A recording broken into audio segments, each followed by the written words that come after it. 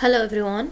In the previous video we differentiated between the thermal energy, temperature and heat, and we want to focus more on heat for today's lesson.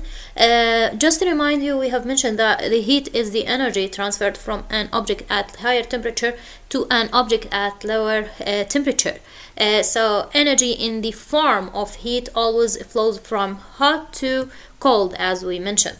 What are the units or the ways that we measure the heat or we use to measure the heat? We have two ways. The first way it's called one way is calorie, but you have to make sure for calorie we use small c, not like the one that the in nutrition for the nutrition when we're talking about the food we used capital C. Okay, so 1 calorie, what is 1 calorie? 1 calorie is equal to the amount of energy needed to raise the temperature of 1 gram of water by 1 Celsius. This is the definition of calorie, which is the first way to measure the heat. Okay.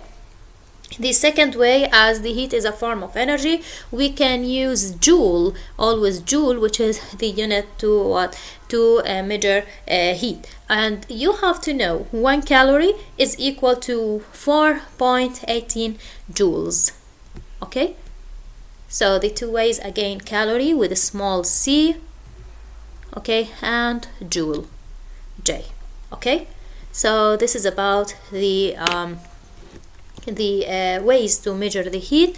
And in nutrition I have mentioned 1 calorie, look at the C, which is a capital C with a capital C, is actually 1 kilocalorie or 1000 calories. Okay, to find out how many calories are in food, a sample of food is burned inside an instrument called a calorimeter. Okay, the change in the temperature in the calorimeter is used to calculate how much energy is released from the food sample.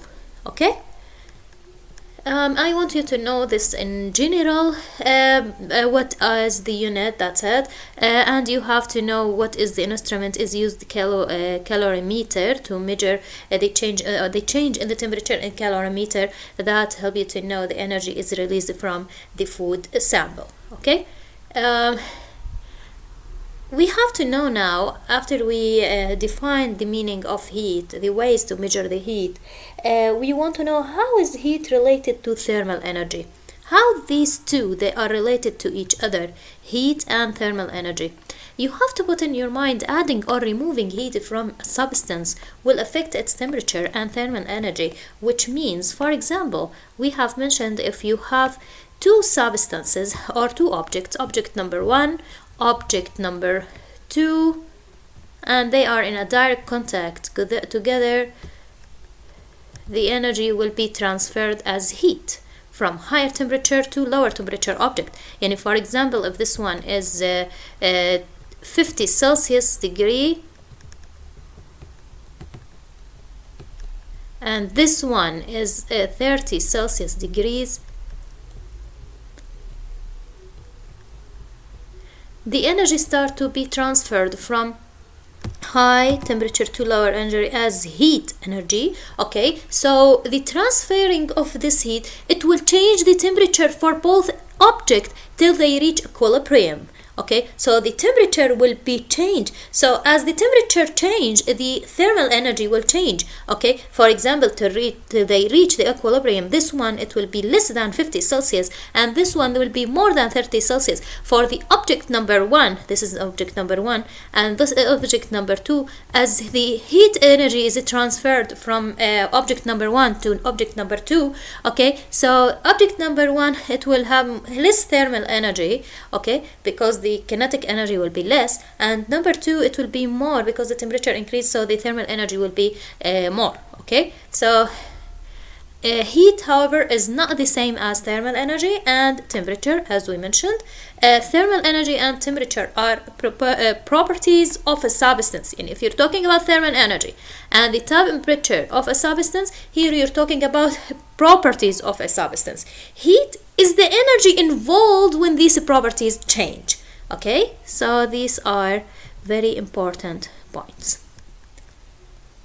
Let's continue even though two materials might have the same temperature, we have mentioned their thermal energies might be different, as we mentioned in the first lesson. And this at the beginning of this lesson, we said, for example, if you have a glass of water and you have a lake, maybe they have the same temperature, but they don't have the same thermal energy. The one with more particles, it means it has more thermal energy. So thermal energy depends on how many particles are present in the object, and the other thing, which is the temperature. Okay, so this is about the heat. Let's talk about how can heat affect the state of an object. The transferring of energy as heat now, how it will affect the state of matter, how that will help to change or change the state of matter. As you know, the transferring of energy, that will give, for example, some particles more energy, so they can move more, so the attraction will be less. Let's study this with more details. So the state of substance depend on the speed of its particle. If you want to talk about solid, their speed, it's not like liquid, it's not like gas. Adding energy in the form of heat to a substance can result in a change of state. Okay, now removing energy in the form of heat from a substance can also result in a change of state. To understand this, let's look at this video. Let's watch this video and write notes while you are watching.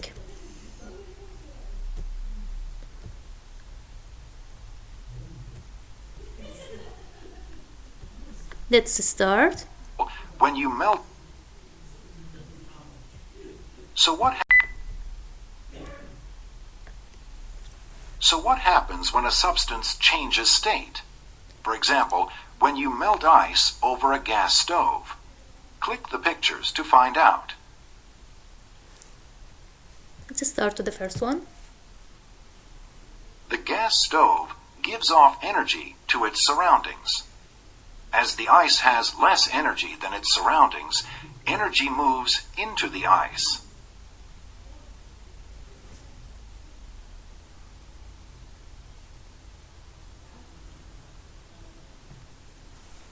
The energy transferred from the flame to the ice increases the average kinetic energy of the water particles in the ice. The added kinetic energy starts to break the bonds between the water particles in the ice. The water particles can start to slide over each other rather than being locked together. The ice starts to melt.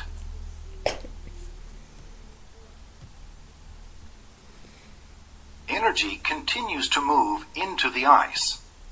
Eventually, all the bonds that hold the water particles together as a solid are broken, and the water particles can move freely over each other. The state of the water has changed from solid to liquid.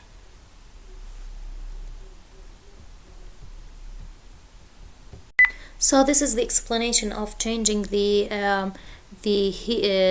changing the temperature and the heat, and how the heat will affect when you change from liquid to gas. When they gain more energy, that means the particles can move more and change the state. I want to solve with you question 7 on page 126. Here you have for each object pair in the table below, draw an arrow in the direction in which energy in the form of heat would flow. From where to where? From higher temperature for sure to lower temperature. Let's start to solve it together. To do this arrow here, which one it has more energy, the fire or metal rod? For sure the fire, so the direction it will be from fire to metal rod. Which one it has more energy, the hat or the snowman? For sure the hat, it has more energy, so from the hat to the snowman. Which one it has more energy, ice cube or a glass of warm water? For sure the glass of warm water. Just make like arrow like this. Okay, let's solve together now the question 9. Sorry, let's talk about in 8 first. We have a question 8. Question 8 here. What is the another heat exchange happening in this picture? You see this picture, these two girls, they are holding energy in the form of heat flows from the warm mugs to the girls' cold hands. Their hands get warm. What do you think the other one will be? Think about it. Take your time to solve question 8. Also, I want you to think about question 9. Question 9, what will happen if two objects at a different temperature come in contact? Different temperature come into contact, which is very easy to think about it. Take 1 minute to think about it.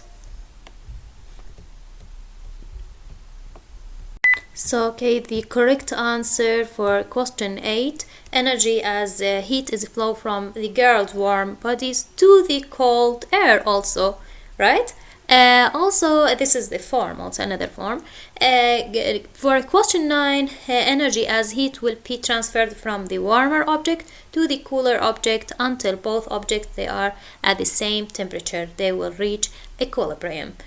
So this is all about the heat for today, and how can heat affect the state of an object. If you have any question, you can send me your question. Thank you for listening.